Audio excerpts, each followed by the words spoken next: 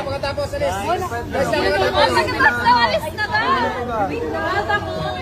Pagkatapos na. Okay na.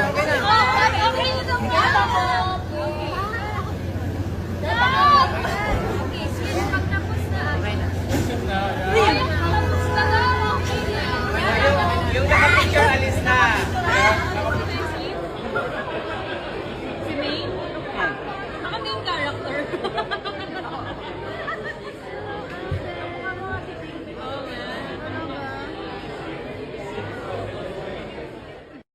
Up, up.